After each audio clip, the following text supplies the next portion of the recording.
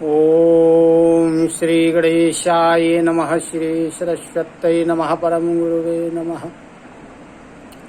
रामाय रामभद्राय रामचंद्राय वेधसे रघुनाथाय नाथाय सीताया पते। प्रिय स्नेही जन, संबंधी जन, सुहृद जन एवं भगवत कथा रस के रसिक जन सभी को मेरा सादर प्रणाम। हम और आप कथा सुन रहे थे भगवान की। उसमें माता जानकी जी की विदाई हो रही है। माताएं बार बार उनको गले से लगा रही हैं और रुदन कर रही हैं। आंखों से प्रेमाश्रुओं का जल बरस रहा है। जनकपुर नगर के सभी निवासी शोकाकुल हैं। मनुष्यों की तो बात ही कौन कहे। गोस्वामी तुलसीदास जी लिखते हैं कि सुख सारिका जानकी जाए, कनक पिंजरनि राखी पढ़ाए। जानकी जी ने सुख और सारिका नाम के तोता और मैना को सोने के पिंजरे में रख करके पढ़ाया था। वे भी चिल्ला रहे हैं कि जानकी जी कहाँ हैं, जानकी जी कहाँ हैं। इस प्रकार जब पशुओं की, पक्षियों की ऐसी दशा है तो मनुष्यों की क्या दशा रही होगी। तभी अपने भाई कुशध्वज के साथ श्री जनक जी वहां आए और प्रेम में मग्न होकर के उनके आंखों से प्रेम के आंसू बहने लगे। शीये बिलो की धीरता भागी, रहे कहावत परम विरागी। राजा जनक जी परम वैराग्यवान कहलाते हैं, लेकिन सीता जी की विदाई का अवसर देख करके उनकी भी जो धीरता थी वो भाग गई। उन्होंने जानकी जी को अपने हृदय से लगा लिया और जो ज्ञान की मर्यादा थी वो खत्म हो गई। जो सचिव मंत्री लोग थे, सयाने लोग थे, वे राजा जनक जी को समझा रहे हैं। तब कह रहे हैं कि समय ऐसा नहीं है, विदाई का समय है, अतः आप धीरज को धारण करिए। तब बार बार राजा जनक जी जानकी जी को अपने गले से लगा लेते हैं और फिर सुंदर सजी हुई पालकियां मंगवाते हैं। सुंदर सजी हुई पालकियों में सभी पुत्रियों को बैठालते हैं। बहुविधि भूप सुता समुझाई, नारी धर्म कुल रीति सिखाई। राजा जनक जी ने अनेक प्रकार से समझाया। स्त्री का धर्म क्या है, कुल की रीतियां क्या है, इन सब के बारे में जनक जी को समझाया। अनेक प्रकार के दासी और दास दान में दिए। जो सीता जी के नजदीकी थे, प्रेमी थे। जब सीता जी चलने लगी तब सारे नगर के लोग व्याकुल हो गए और अनेक प्रकार के मंगल शकुन होने लगे। भूसुर सचिव समेत समाजा, संग चले पहुँ चावन राजा। ब्राह्मणों को, मंत्रियों को, बड़े बुजुर्गों को साथ में लेकर के राजा जनक जी पहुंचाने के लिए जाते हैं। समय को देख करके बाजे बजने लगे। हाथी, घोड़े, रथ आदि बारातियों ने अपने अपने संभाले।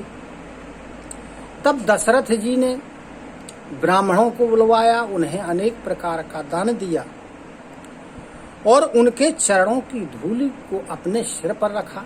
उसके बाद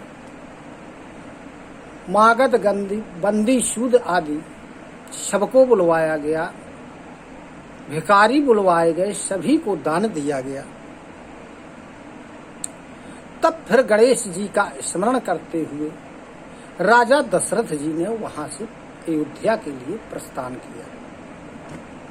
देवताओं ने आकाश से फूलों की वर्षा की, अप्सराएं गाने लगी और ढोल और नगाड़े बजने लगे। राजा दशरथ जी ने निवेदन करके जो प्रतिष्ठित लोग थे उनको वापस किया और फिर अनेक प्रकार के पुनः दान, वस्त्र, आभूषण आदि जो छोटे वर्ग के लोग थे, गरीब लोग थे, उनको दान में दी। वे लोग बार बार दशरथ जी की वृंदावली का बखान करते हैं और सब लोग श्री रामचंद्र जी की श्यामली मूर्ति को अपने हृदय में धारण करके और जनकपुर के लिए वापस हो जाते हैं। पुनि कहे भूपति बचन सुहाए, फिर ये महिष दूरी बढ़ियाए। फिर राजा दशरथ जी ने जनक जी से कोमल वाणी में कहा कि हे राजा, अब आप लौट जाइए, बहुत दूर आ चुके हैं। और फिर रथ से उतरकर दशरथ जी नीचे खड़े हो गए। प्रेम के कारण दोनों की आंखों में प्रेमाश्रुओं का जल भराया। तब राजा जनक जी राजा दशरथ जी से कहते हैं कि तब विदेह वो लेकर जोरी, बचन स्नेह सुधा जनवोरी। तब राजा जनक जी हाथ जोड़कर बड़ी कोमल वाणी से कहते हैं, ऐसा लगता है मानो इनको अमृत में डुबो करके बोला जा रहा हो, और कहते हैं कि हे दशरथ जी, मैं आपकी विनय और बड़ाई किन शब्दों में करूं।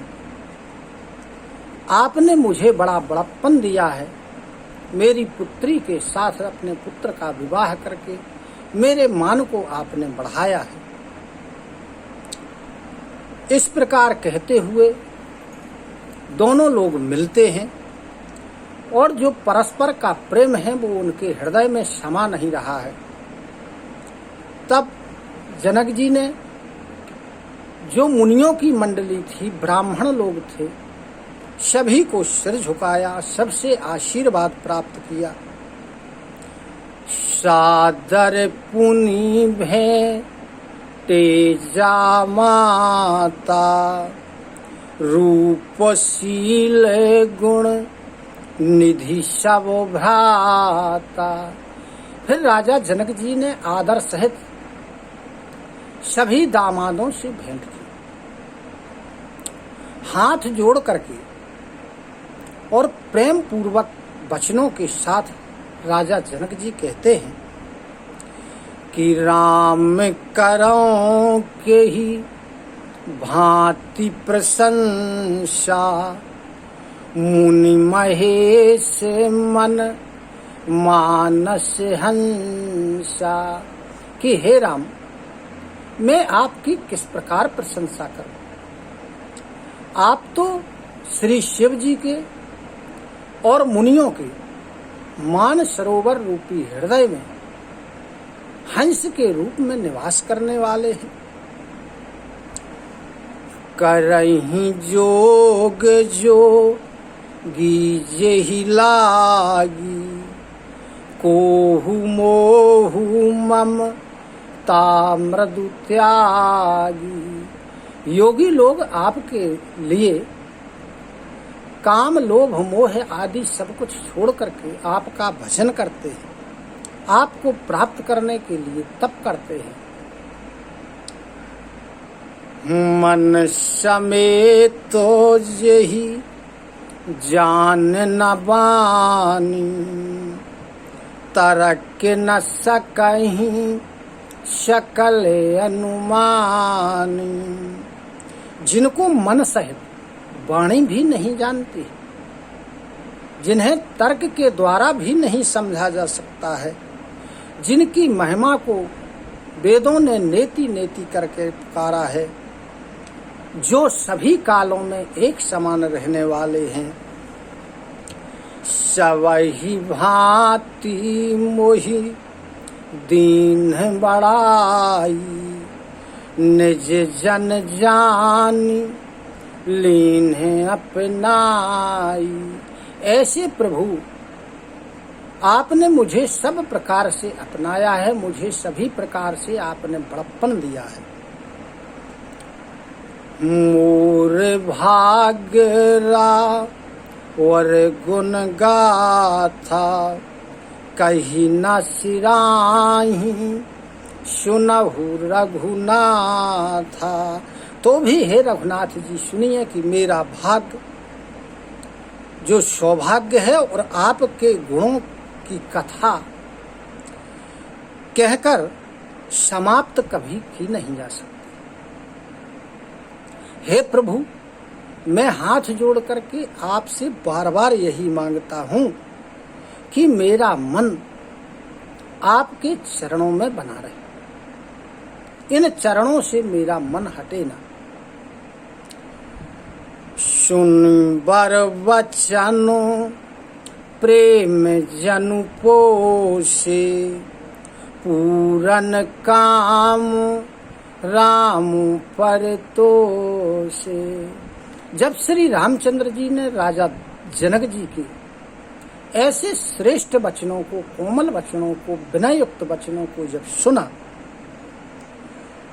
जो प्रेम से पुष्ट किए हुए थे, तो श्री रामचंद्र जी जो पूर्ण काम है वो संतुष्ट हो गए।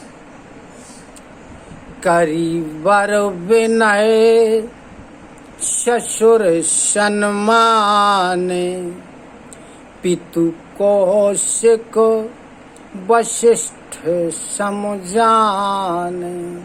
तब श्री रामचंद्र जी ने श्रेष्ठ विनय करके और अपने ससुर का सम्मान किया।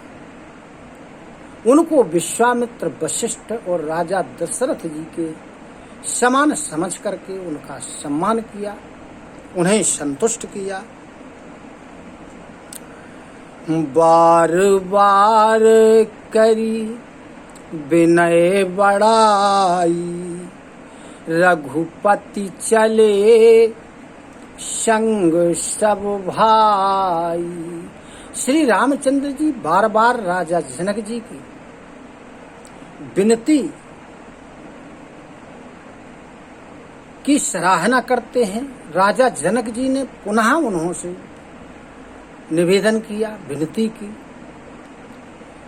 तब उनकी बड़ाई करते हुए श्री रामचंद्र जी सभी भाइयों के सहित प्रस्थान कर जाते। जनक को गहे को सिक पद जाई, चरण रेणु सिर नयन लाई। तब राजा जनक जी विश्वामित्र जी के पास जाते और विश्वामित्र जी के चरणों की धूल को उन्होंने अपने सिर पर रखा, अपने नेत्रों में लगाया। सुनु महीश सुनु मुनीश वर, दर्शन तोरे आगमु न कछु प्रतीत मन मोरे। राजा जनक जी कहते हैं विश्वामित्र जी से कि हे विश्वामित्र जी, हे मुनि, आपके दर्शन हो जाने से कुछ भी अप्राप्त नहीं रहता, सब कुछ प्राप्त हो जाता है केवल आपके दर्शन मात्र से। मुझे ऐसा विश्वास है। जो सुख सो जसो लोकपति चाहि करत मनोरथ सकुचत है। जो सुख और यश लोकपाल चाहते हैं परंतु असंभव समझ करके मनोरथ करने में सकुचाते हैं, हे प्रभु आपकी कृपा से वो समस्त सुख मुझे सहज ही में प्राप्त हो गया है।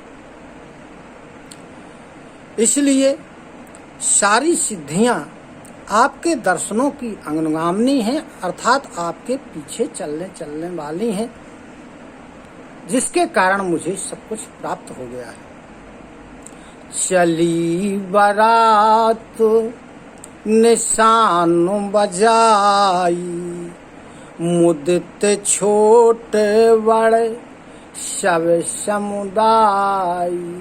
तब सभी बाराती बाजे बजते हुए छोटे बड़े जो भी थे सब अत्यधिक प्रसन्न हैं और बारात प्रस्थान कर रही है। राम ही निरखी ग्राम नर नारी पाई नयन फल हो ही सुखारी। भगवान श्री रामचंद्र जी के दर्शन करके जनकपुर के स्त्री पुरुष अपने नेत्र प्राप्त होने का फल प्राप्त करते हुए बड़े सुखी हो रहे हैं। और इस प्रकार जनकपुर से श्री रामचंद्र जी की बारात अयोध्या के लिए विदाई होकर के प्रस्थान करती है। अब बारात अयोध्या पहुंचेगी, जिसकी कथा हम आगे सुनेंगे। इसी के साथ सभी को सादर नमन, सादर प्रणाम। जय सिया राम, जय श्री कृष्ण, धन्यवाद।